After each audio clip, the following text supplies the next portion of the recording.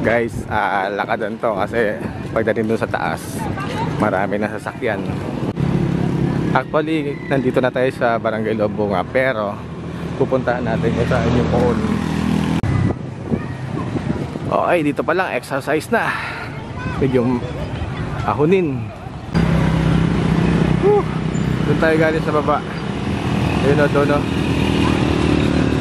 Ayun yung puti doon sa taas, cemetery nila yun. Oh, okay, medyo pantay ng konti dito. So, dito na tayo sa part na malapit na tayo.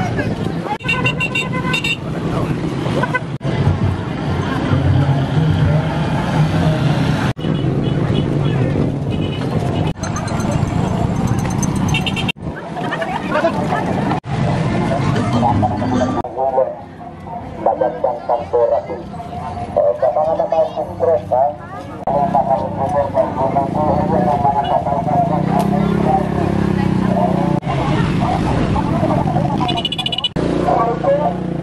mga pasmado o sa mga kati-kati sa balat, yan gamitin motor ang lamin. Kaya maganda po yan sa mga inuuso, yan ang araw ng aso o kulotong tubig. Kaya magpahid. Ang kagandahan po sa langit namin, kahit pong maligo. Kasi ang langit po natin na hindi po nagdadaan ng apoy, yung nagagamitin ninyo, hindi po mabaho o hindi po makita. Alamat ka na. Wala namang kahit magsusog. Ganito yung hamaw ng buwan. Yun ang nudo. Ayan, lagyan mo na sa bukbuk at ito. Nakaliwa ka na lang ito. Nakaliwa ka na lang. Yan, yan, yan.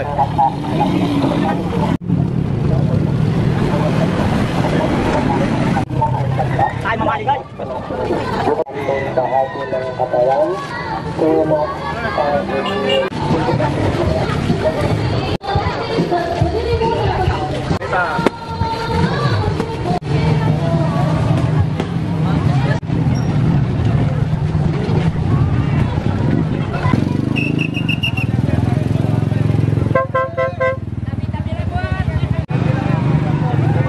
Ako sa akin ta.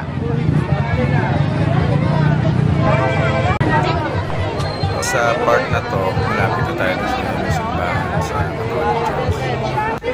ito na yung siksikan na yung mga tao dito. Talagang mahina-hina ka dito, pwede ka ma-stroke dito.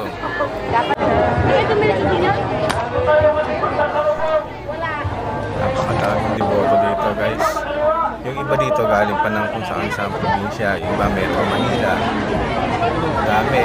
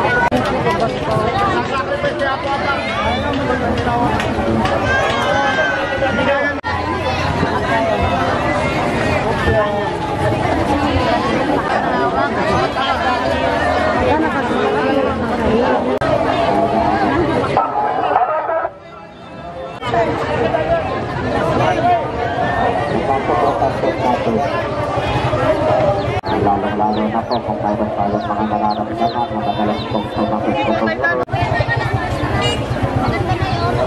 So guys, bahagyang lumuwag ang traffic.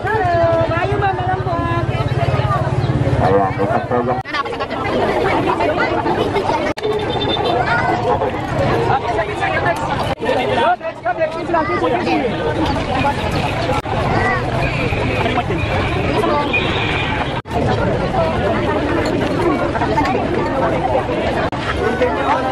So guys, nandito na tayo sa simbahan.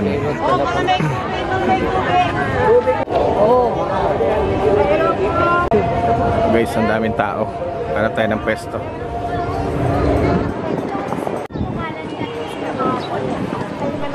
Guys, yung ibang mga deboto dito, 1 week pa lang nandito sila, nagtayo na sila ng tent, na sila natutulog.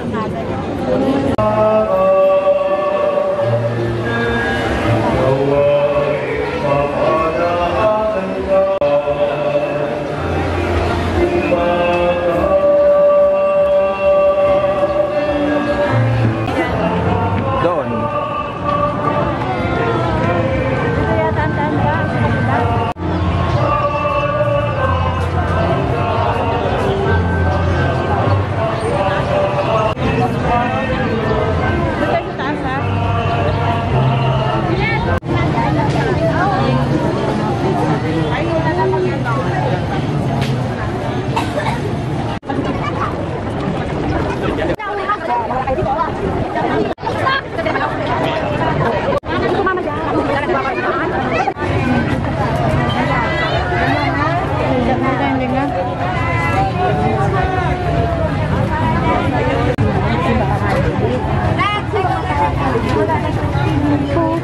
Bibili pala.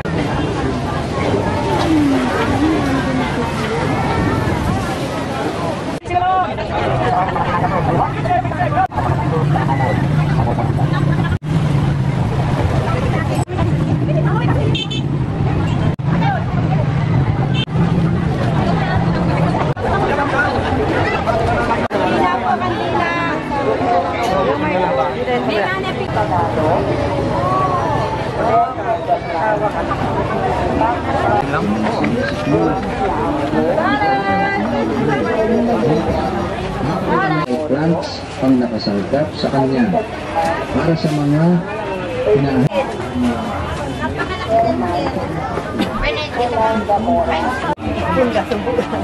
Single. Mga kaibigan na magandang gamitin po sa katawan. Aha. Sige, mamili po kayo. Gamit lahat. Takpan mo lang. Itago mo. Magagamit mo ulit. Buti pang yako mo.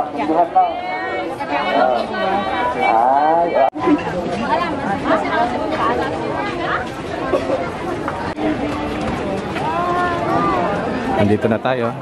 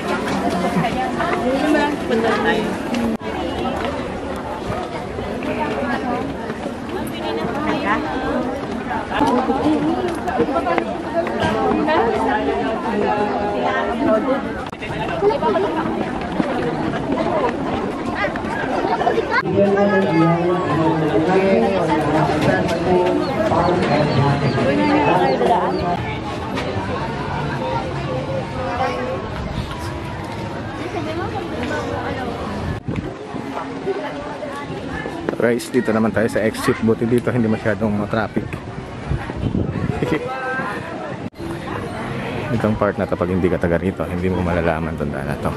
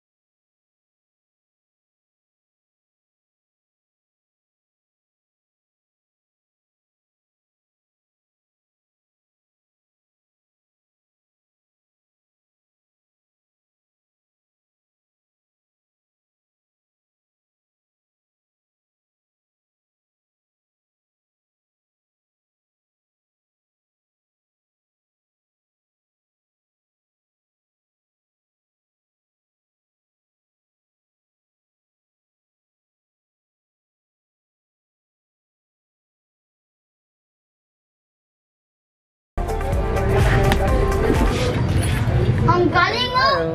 Pagkakastig nito. Pinaka ni Ate Baby, oh. Hmm?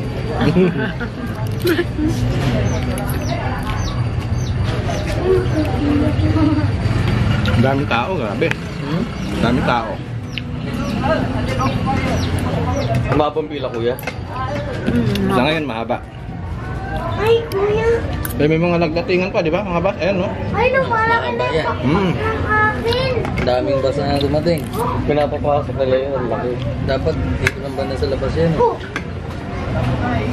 Ang galing mo yung ginagawa mo. Takbali, di naman makapasok yan. Ang ganyan na yan kasi ang haba, dugtong-dugtong na eh.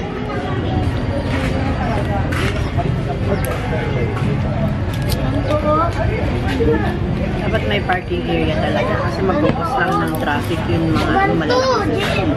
Ay, pagkadali. Kaso wala namang Dapat parkingan yung dito. malaki doon na lang sa labas. Maglakad na lang talaga.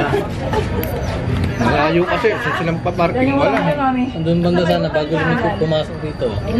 Malayo. Kaya sa malayo.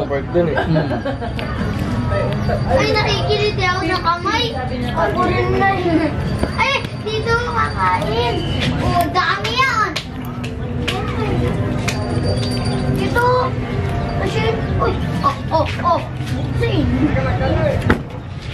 Oh, naiata kumain si Ate Fry. Gusto, pagod yan ah. Kasi naglalakad tayo gutom ako. Pagdating dito, naggutom ako dito. Si Tito Arnold, kuya. Bakit? Hindi na pumupunta dito. Hindi na, bihira na siya sa mga labas-labas na gano'n. Minsan nakikita ko lang si Tito Arnold. Bumibili dati dyan sa may ano eh. Oo, sa Pasada. Pasada sa may mga naglalakpa dyan na nakapwesto dyan na. Pero actually, okay sana yun eh, no? Oh. Dahil malapit eh. Kaya lang, nagiging traffic kasi. Dapat meron silang pwesto na maganda. Meron dapat. Diba? Okay, hindi mo. Wala na yung pagkain niya, kinalat mo. Maaga din kasi retire si ano. Arnold.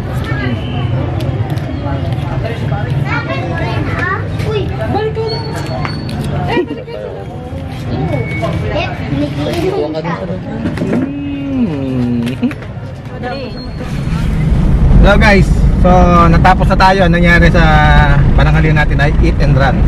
Kasi yung pinagparkan natin, sobrang traffic. Talagang buhol-buhol na yung mga minibus, mga jeep. Okay, nakaraos na rin tayo. Okay, nakarating na tayo doon. So, uwi na tayo. Bye-bye.